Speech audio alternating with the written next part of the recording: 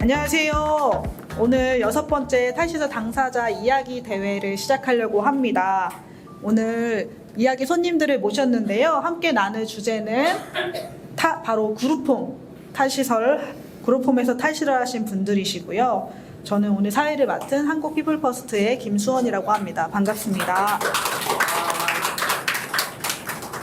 네, 앞에 이렇게 세 분이 나와 계신데요. 먼저 소개를 해보려고 해요. 세 분 각자 사셨던 시설이 달랐던 걸로 알고 있습니다. 시설에서 어느 정도 사시다가 나오셨는지, 지금은 무엇을 하면서 지내는지, 이름이랑 이런 거 같이 소개를 해주시면 좋겠습니다.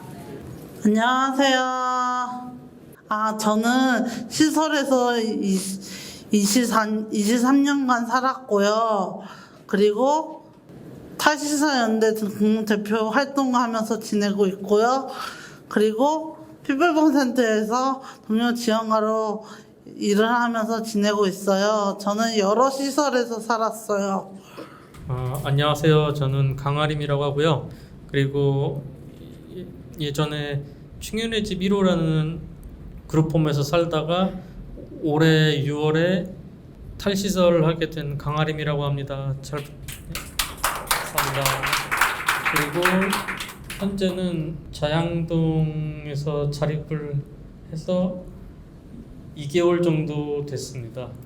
감사합니다.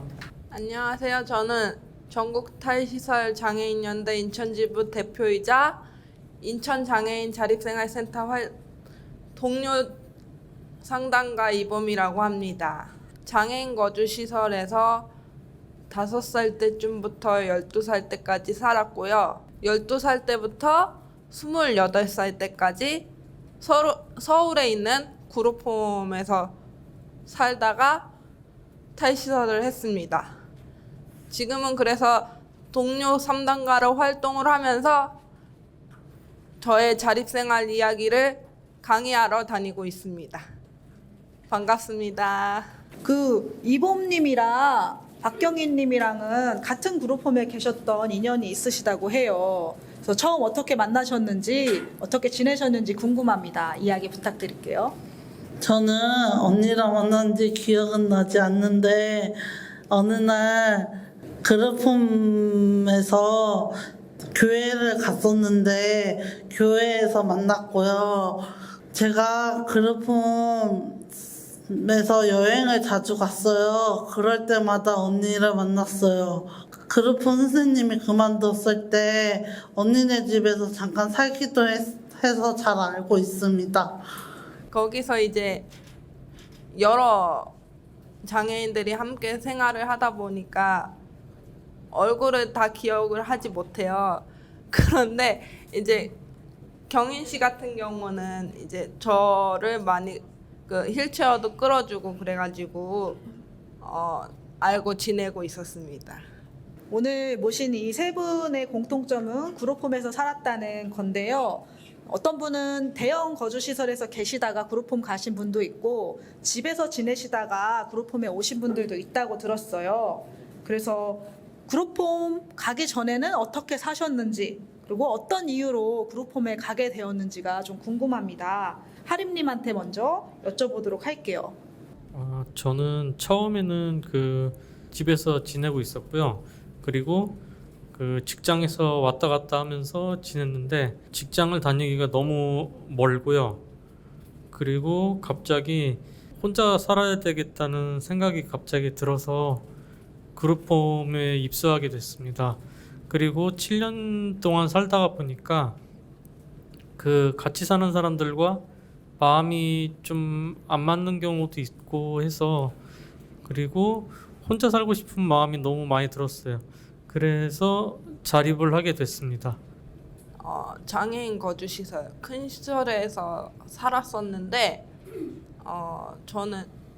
저가 어렸을 때 들어간 거라 어떻게 들어간지는 모르겠고, 거기서는 이제 그때 당시에는 전동 휠체어가 없어가지고 방 안에서만 생활을 했어요. 그래서 자원봉사자가 오시지 않으면 방 생활을 했고 자원봉사자가 와도 거주인들이 많다 보니까 이제 한정적으로만 나가게 돼서 저는 거의 밖을 나간 기억이 없어요. 그랬는데 이제 그쪽 장애인 거주 시설에서 저보고 이제 여기 말고 그 공동생활 가정 그룹홈이라는 곳에 가서 자립 생활을 해보고 배워서 넌 자립을 하는 게 좋겠다라고 해서 그렇게 옮겨졌습니다. 저는 부산 소년의 집에서부터 빵 살 때부터 1학년 때까지 부산에 있는 소년의 집에서 있는 대형 시설에서 비장애인 시설에서 살았고요. 어느 날 갑자기 서울에 있는 소년의 집으로 이사 왔어요. 그리고 거기서도 적응을 하지 못해서 저는 동천의 집에 다 같이 옮겨졌어요. 동천의 집에 있는 중간짜리 대형 시설에 갔거든요. 그래서 그곳에서 살다가 얼마 되지 않아서 한 6학년 때 그룹홈에 아동 그룹홈으로 옮겨졌고, 그곳에서는 처음에 갔을 때 사람들이 10명도 넘게 모였고요. 거기서 선생님이 골라서 5명씩 골라서 데리고 갔어요. 근데 5명씩 골라갔는데 어떤 오빠가 저를 이불로 덮치고 저를 올라타갖고 나쁜 짓을 해갖고 저는 다시 다른 그룹홈으로 옮겨져서 그곳에서 꽤 5년 넘게 살다가 고등학교 졸업하고 영문도 모른 채 등촌 1 공동체로 옮겨져서 현재는 자립해서 살고 있어요. 하림님한테 질문을 더 해보고 싶은데요. 그 하림님은 7년 동안 그룹홈에 사셨다고 들었어요. 그래서 1년은 훈련홈, 그리고 3년은 반자립홈, 3년은 자립홈 이렇게 사셨다고 하는데 그 세 개의 그 그룹홈의 차이가 어떤 것이 있는지 궁금합니다. 그 훈련홈은요, 일단 선생님이 거의 80%는 다 해주시고요. 저희가 이제 요리나 그 집 안에서 하는 일을 좀 배우고 싶으면 상담을 해서 좀 같이 해보는 걸로 하고요. 그리고 반자립홈은 선생님이 일주일에 한 3일 정도는 계시고요. 이틀 정도는 저희가 거의 다 합니다. 그리고 자립홈은 일주일에 선생님이 하루만 계시고요. 저희가 이제 1부터 10까지 거의 다 하고요. 잘 안 되는 곳이 있으면 그거에 대해서 이제 상담도 하고 그 가르쳐 달라고 자세히 이야기하면은 많이 도와주시던 곳입니다. 그리고 제일 중요한 거는 금융교육이나 그런 거를 많이 들어서 그래도 돈 관리나 그런 거는 좀 익숙한데요. 근데 이제 청소나 그런 것은 약간 처음에는 그 많이 어려워서 좀 헤맸던 걸로 기억합니다. 그룹홈이 보통 이제 발달 장애인 분들이 많이 가신다고 알고 있어요. 그래서 평일 낮에는 일을 하고 돌아오면은 밥 먹고 뭐 정리하고 잠을 자고 또 다음날 출근을 하고 이런 식으로 이제 반복된 일상들을 보낸다고 들었고, 주말에는 가족들이 있는 집에 가서 조금 가족들이랑 시간을 보내고 다시 또 그룹홈에 들어오는 그런 과정으로 알고 있는데요. 여러분들은 그룹홈에서 어떤 일상을 그리고 어떤 주말들을 보내셨는지 궁금합니다. 경인 씨 먼저 해주시세요. 초등학교 때는 학교 갔다가 동생이랑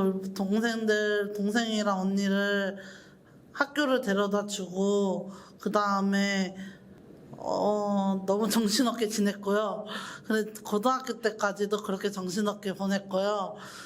비장애인들은 그 시간에 학원 가고 친구들 만나고 놀고 할 때 저는 자는 시간이었어요. 6시면 자야 했어요.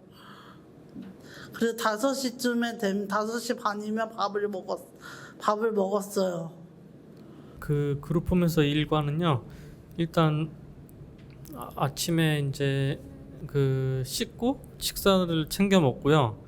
그리고 이제 출근했다가 운동도 하러 가고요. 그 충현복지관에 가서 금융교육이나 그런 프로그램을 하고 그룹홈에 들어오면 거의 한 7시에서 8시 정도 돼요. 그리고 정리하고 그리고 거의 자는 시간이 그렇게 됐고요.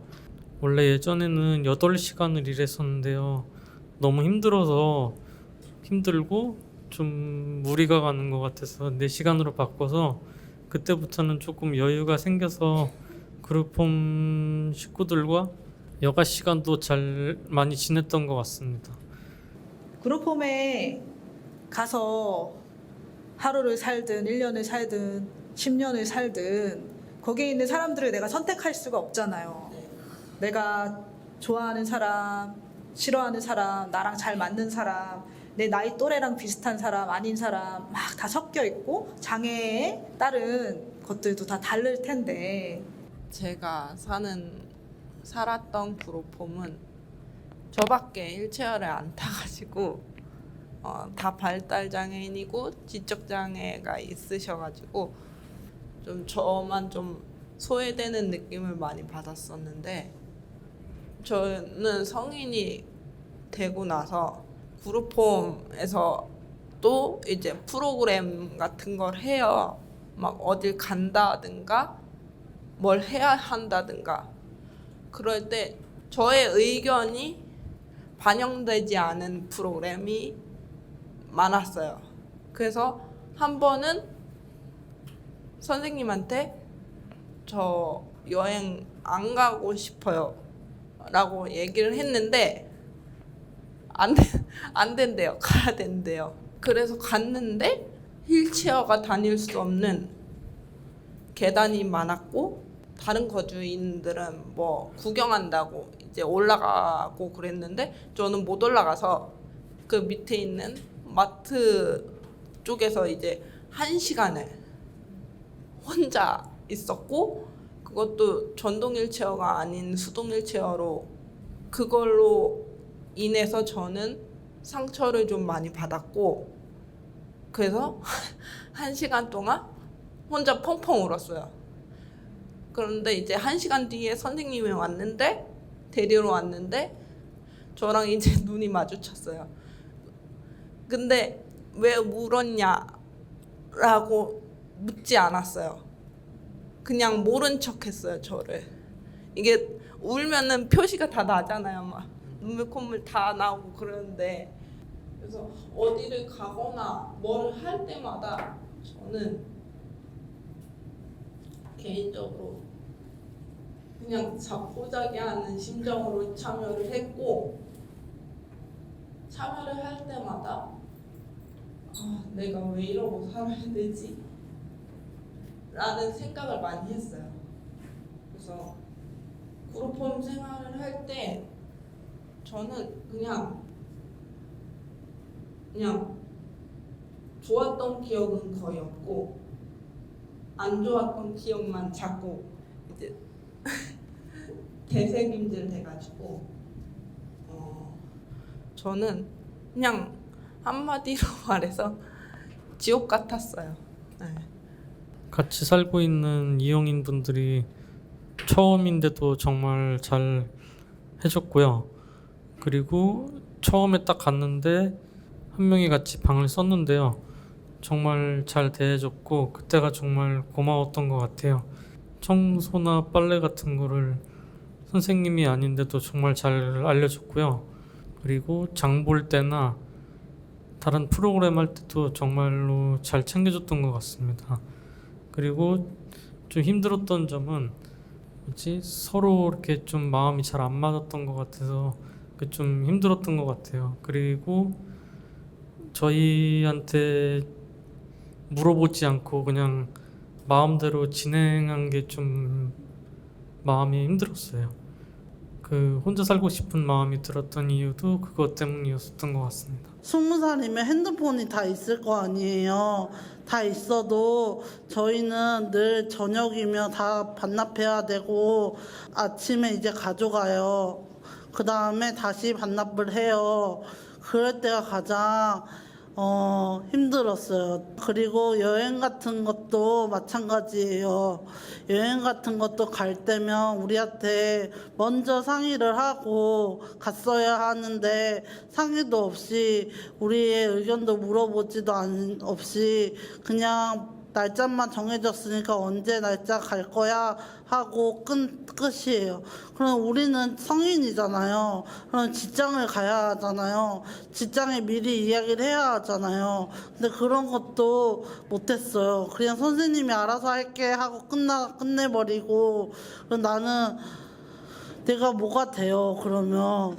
제가 이제 대학교 다닐 때 꽃땡땡이라는 곳에서 프로그램을 만드는 그런 시도를 했었거든요. 2000년대 초반에. 그런 대형 시설에서 프로그램을 진행한다는 것 자체가 굉장히 좀 획기적인 느낌이었어요. 아, 우리가 뭔가 여기 계신 거주자분들이랑 어떤 프로그램을 통해서 삶을 좀 더 윤택하게 살아가고 재미있게 만들어갈 수 있겠구나라고 생각했던 것 같은데 나오신 손님분들의 이야기를 들으니까 아, 그거 내 입장에서 우리 프로그램을 제공하는 사람들 입장에서 즐겁고 신나는 거였구나. 진짜로 그것에 참여하시는 분들은 내가 하고 싶은 거나 내가 원하는 것을 한 번도 존중받지 못한 상태로 그 프로그램에 그냥 이렇게 딸려 오셨던 거구나 라는 생각이 들면서 조력자로서 우리가 어떤 방식으로 당사자들을 만나고 함께 해야 될지 다시 또 고민하게 되는 그런 시간을 주셨던 것 같습니다. 그래서 다음 질문은 지금도 가끔 시설에 혹은 그룹홈에 가보시는 분 있으신지 그곳에 계셨던 분들과 연락하시는 사람들이 있는지가 궁금합니다. 자립홈에서 같이 살았던 그 동생들이랑도 전화도 가끔 하고요. 복지관에 가서 그 교육도 듣고 하는데요. 아직은 자꾸 생각이 나기도 하고 해서 예전에 좋았던 기억도 생각날 때도 있고요. 같이 살았던 기억도 정말 많이 나서 좋습니다.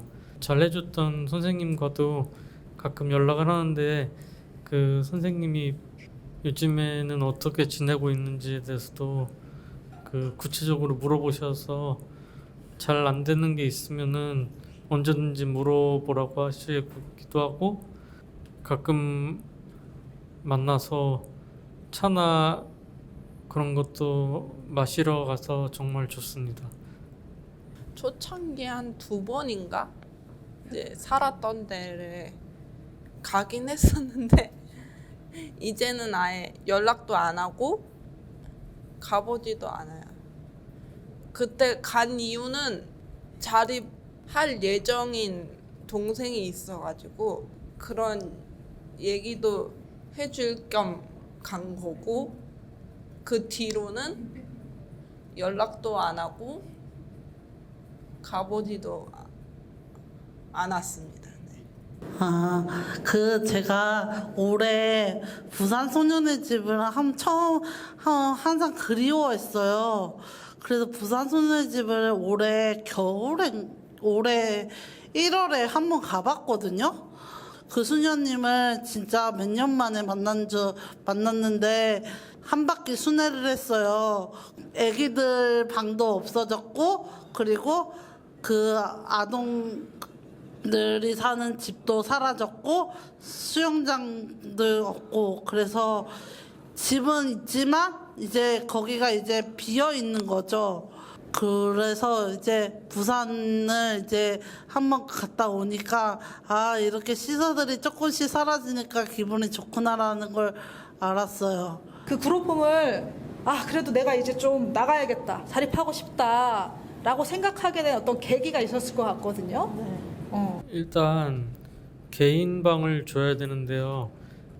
일단 자리폼에서 이용인은 4명인데요.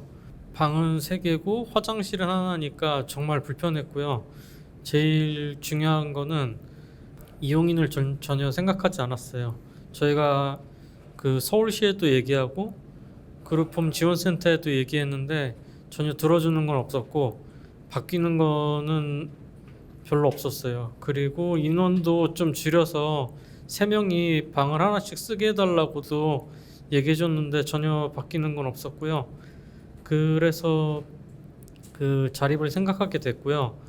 선생님들이 잘해주신 분들도 있었는데요. 저희한테 되게 세게 나가시고 어쩔 때는 짜증도 냈어요. 저희가 원하는 대로 해주기는커녕 그 선생님은 설명을 잘 해주지 않고 마음대로 밀어붙였어요. 그래서 그것 때문에도 자립을 생각하게 됐고요. 미래에는 정말 그룹홈이나 시설에 있는 분들도 그 자립을 할 때는 정말 잘 알려주고 했으면 좋겠어요. 성인이 돼서 그룹홈 옮기고 나서 사람들이 자주 바뀌어갖고 그게 너무 힘들었는데 그 차라에 땡땡 언니가 가출을 해서 아빠를 찾아서 갔어요. 아빠 동의서 받고 나갔는데 나도 에이 모르겠다 하고 나도 자립하겠다고 했어요. 아, 저 자립하고 싶다고요. 자립하게 해주세요. 새로운 선생님한테 계속 말했어요. 그래서 용기를 내서 저 자립하게 해주세요. 자립하게 해주세요. 자립하게 해주세요. 계속 말했어요. 그래 자립해라라고 해서 그때부터 이제 알아보기 시작했어요. 자립하게 된 계기는 이제 인천에 아는 분이 있었어요.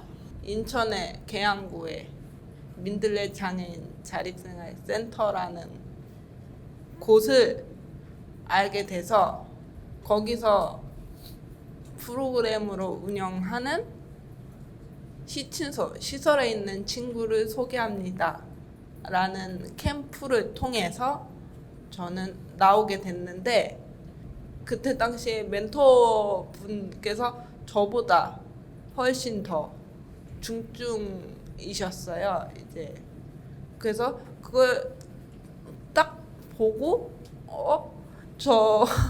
저분도 저렇게 지역사회에서 나와서 살고 있는데 나라고 못 살까?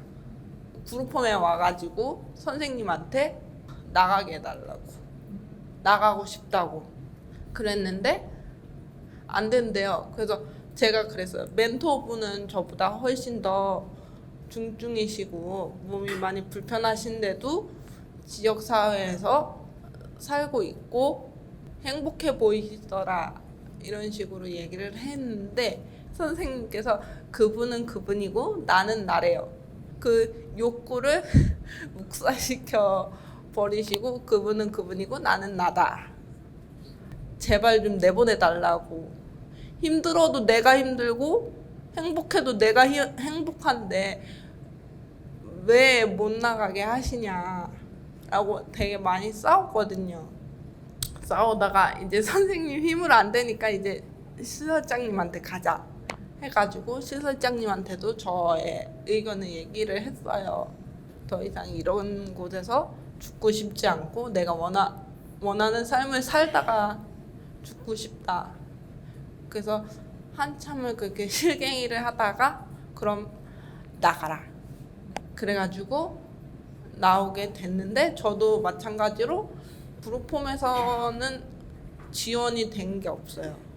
그냥 집만 실어다 주고 잘 살아라, 이 정도? 그리고 저도 정착금을 못 받아가지고 힘들긴 했는데 지금 나온 거는 후회하지 않고 행복하게 잘 살고 있습니다.